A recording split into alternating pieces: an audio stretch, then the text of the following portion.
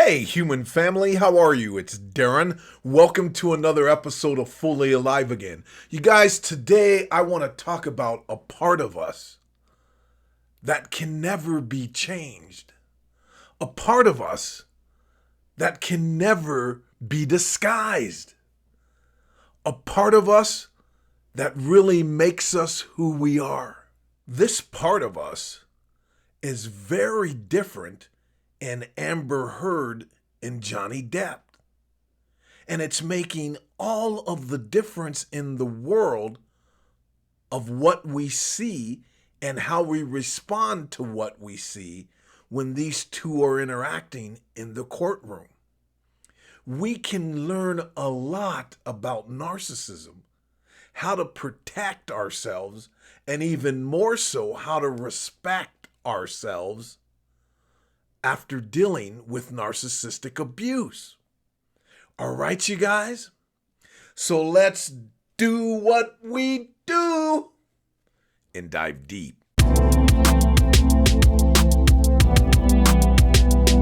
No tears, no fears. Fully alive again after this years.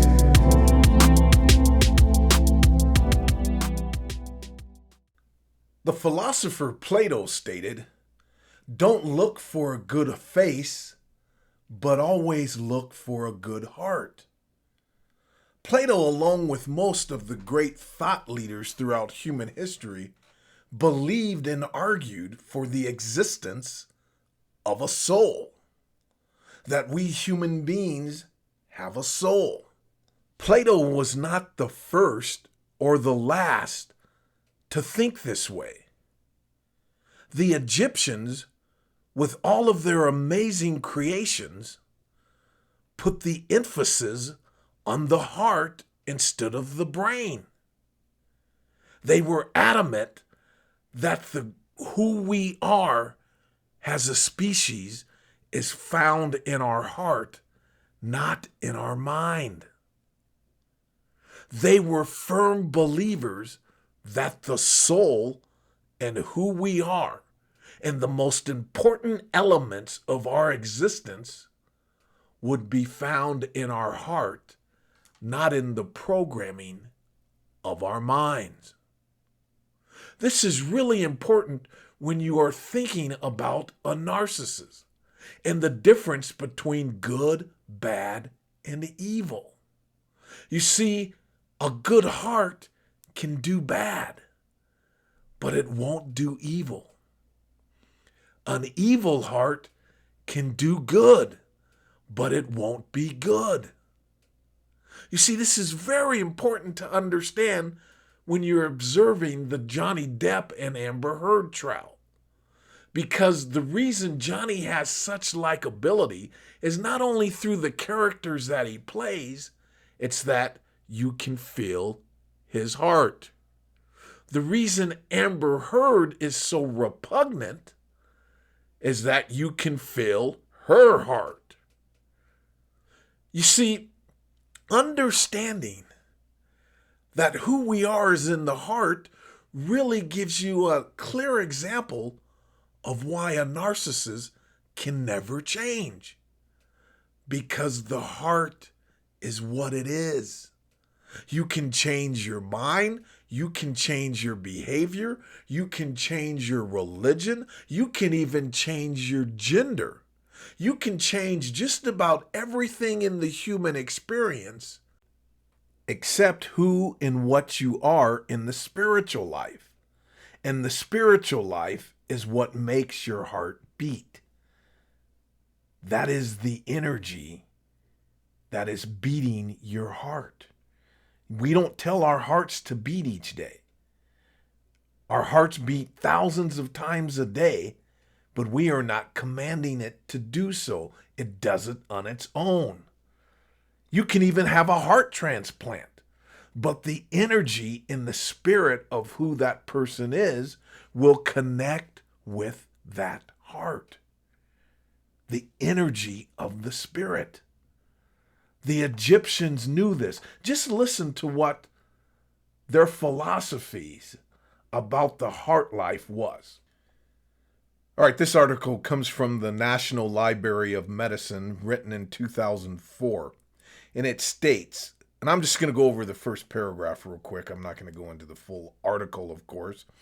The heart was regarded in ancient Egypt as an organic motor of the body and the seat of intelligence and the important religious and spiritual symbol. It was considered as one of the 8 parts of the human body. Counter to other organs, it had to be kept carefully intact in the mummy to ensure its internal life. In ancient Egypt, the concept of the heart included 3 constituents: the spiritual seat of intelligence, emotion, and memory. The hieroglyphics representing the heart early in the first dynasty were drawn with 8 vessels attached to it. Egyptian doctors have elaborated on the original conception of cardiovascular physiology, which endured for 30 centuries. Now, I want you to really marinate and let that in, what was stated here. That they understood the heart at a level that modern doctors still continue to utilize their information. Absolutely amazing. So I ask you this, why then did we ignore from these exceptional people the value that they put on the human heart? That this is who we are. This dynamic of the heart being who and what we are is being played out right in front of our face during the Amber Heard and Johnny Depp trial. You see, it's easy to see that Johnny Depp is not the type of guy you would want your daughter to marry. Don't get me wrong, I'm Team Johnny all the way. There is no doubt in my mind that he's dealing with the narcissist. The point that I'm trying to make is that Johnny has some massive problems with addiction and anger management and maturity. The maturation process hasn't happened. He's stuck in like 1989, 1984.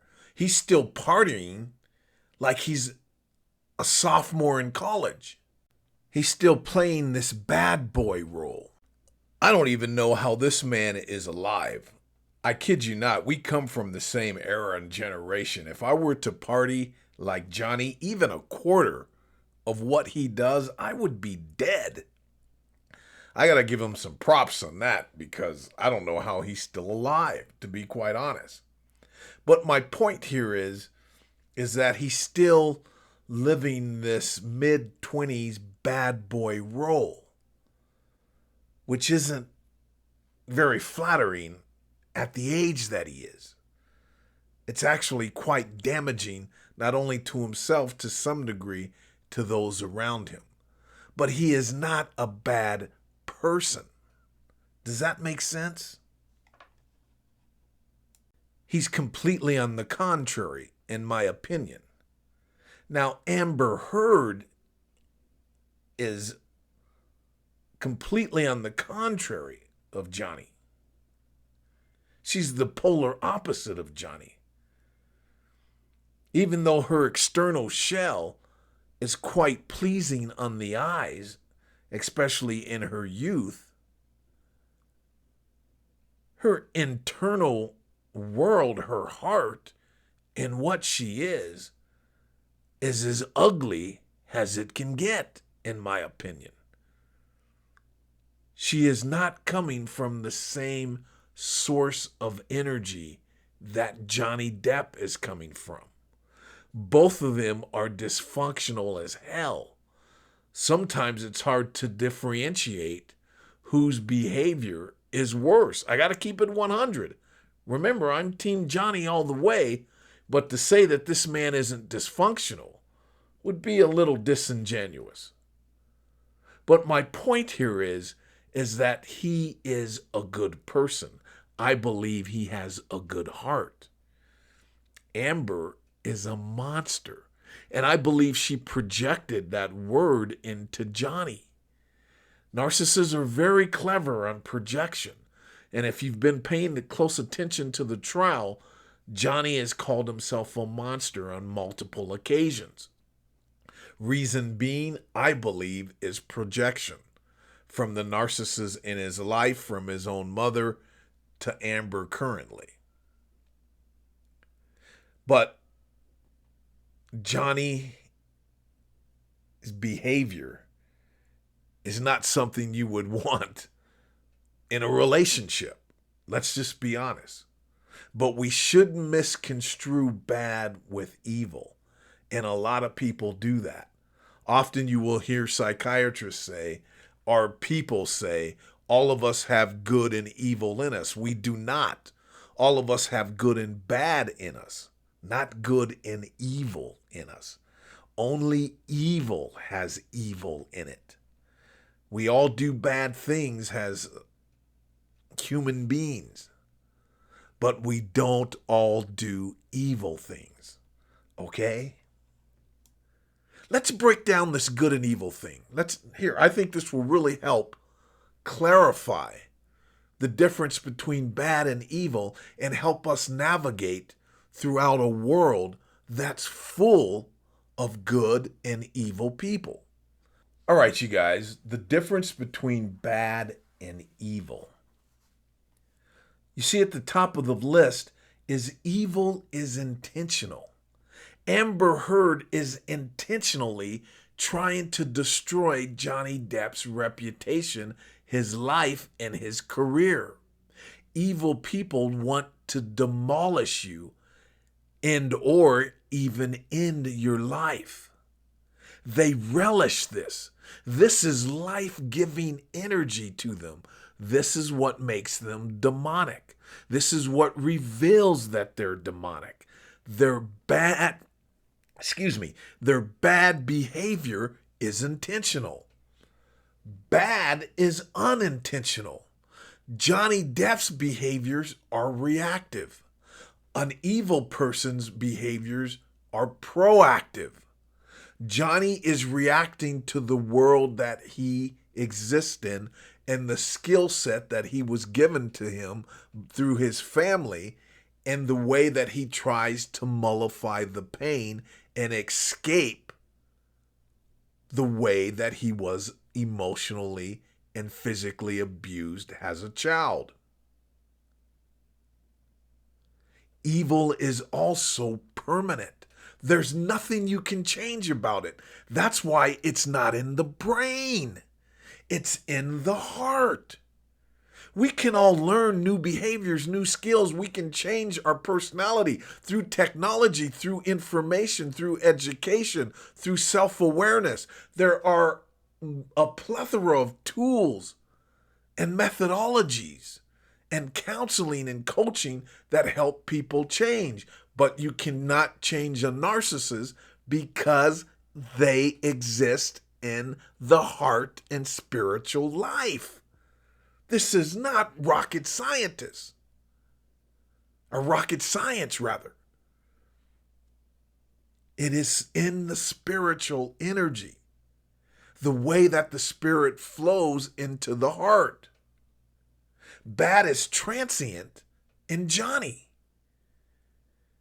It's not who he is. That's why there are moments when you hear him talking on the phone and the things that he says and that he does, it radiates a good heart. You can feel it. You can see it in his eyes. You can see it in his motions. His bad is transient. It is not permanent. It comes and goes with his emotions and the way that he responds to living. Evil is malignant. Its intention, it's insidious. It wants to invade and destroy. It's pervasive. It's trying to destroy everything it touches in one way or another. Bad is benign. It's personal. When Johnny does drugs and drinks himself into oblivion, and passes out and lays on the floor and vomits on themselves, or forgets things, or has a temper tantrum, or writes on the wall with blood. These are all things that are hurting him. Now, don't get me wrong, they affect people who are witnessing this, but it's not at a level that a narcissist affects someone. The way that they affect the people around them is benign. You can get over it and transcend it because his heart is good. Most of the damage that he does is to himself. It's an internal pain. It's personal self-destruction. Evil has no remorse. Amber Heard could give a shit about the jury, about those listening. She does not care. She is a Luciferian agent of chaos. She is doing her job, so she loves herself. I'm a winner. I'm winning. I'm doing what I was put here on this earth to do. I'm creating chaos, pain, and destruction. So she walks with her head up and is appalled if you judge her or if you hold her accountable, like all narcissists. How dare you hold me accountable? I am doing what my heart is designed to do. I am evil. That's what they're telling you. We don't listen. Well, they're a covert, they're an overt, they're a histrionic, they're a bada bing. That's all in the intellect. The intellect can be fooled by outside information. The intellect can be fooled by $500 words. The intellect can be governed and cultivated by outside energies. Most of the things that we like, most of the things that we believe, and the way that we respond to the world was injected into us. It's not from our own making. That's the intellect. But who we are is from God in the universe. It's your heart life. Johnny is remorseful. That's why the cycle continues. It's like when you overeat and you're overweight and you struggle with your weight. You feel bad, so you eat. Then after you eat, you feel worse because you ate. So you need to mollify that pain. And it's a vicious cycle. That's the same way with drugs and anger. You feel guilty and you're remorseful because you lost your shit and you got angry and you put a hole in the wall. You could hear this in a lot of their interactions. He would wake up and his heart life would start to pump the good heart that he has. And he would say, I'm sorry, I'm worried about you. What can I do? How can I help you? That is a good heart. But then people take advantage of the good heart and the anger comes in. All of these people that are coming in talking about him while they lived off of his money and lived in his... What vulgar people. They should be off the stand just for that. So you fed off of this guy for, 2 years, a year, 6 months, and now he's the worst ever because he's getting frustrated because you're becoming one of Amber's flying monkeys and she's playing you like a puppet. And you're feeding off of his money and his lifestyle. And he should just be happy that you're there. These people are just as repugnant as Amber. Some of these people that took the stand and are playing that role. People with good hearts often get used. I know you know that, or you wouldn't be listening to a channel like this. We all have been used and abused by our families, our loved ones. That's what evil does. It searches for good hearts to host on. They are parasitic. So there's no remorse in evil because they're doing a good job. That's their mandate. That's why they're arrogant, because they're mission accomplished. When you finish a project that you're working on, and you do a good job on something, you walk tall, you're proud, and you won't let anybody tell you didn't do a good job. Well, a Luciferian agent of chaos is doing a good job. So they're going to walk like their shit doesn't stink. No pun intended. From the little butterfly Amber. But seriously, they walk in arrogance because missions are being accomplished. Targets are acquired. Targets are hurt. Narcissistic supply is achieved. And evil is an energy. It is not a personality disorder. That's why I say they're all alike. The same energy is running through them.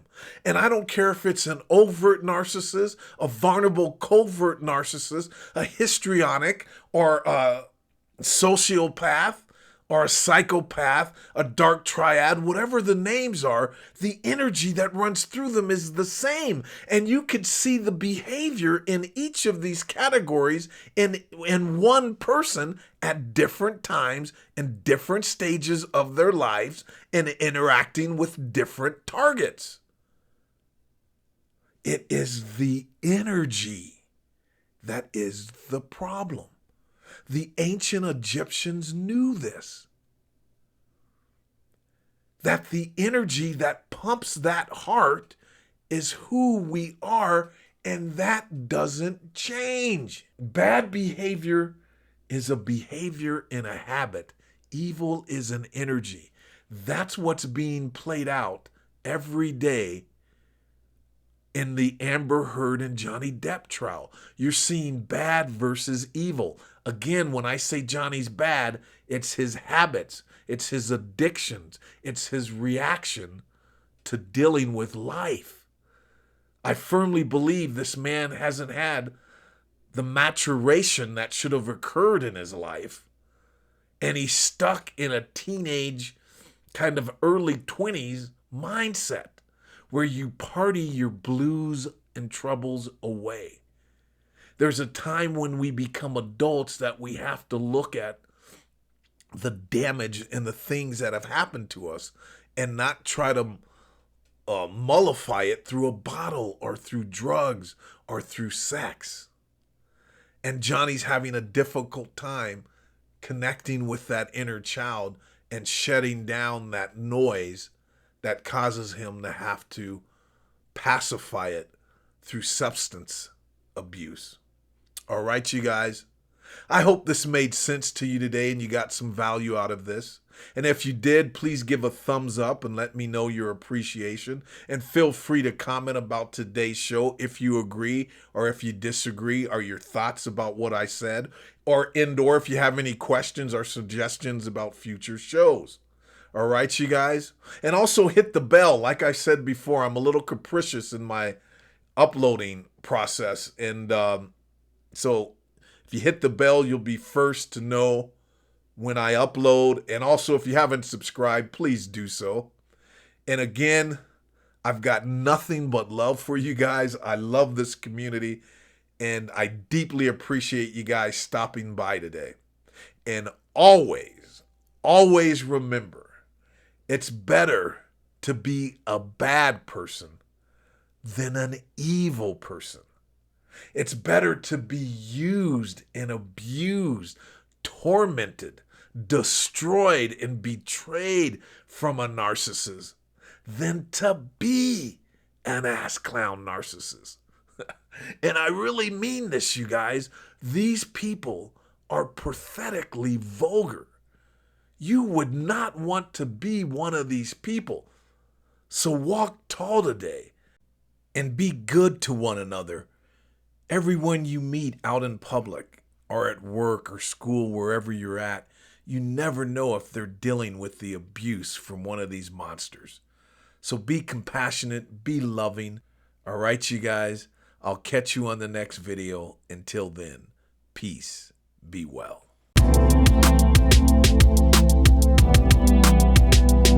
No tears.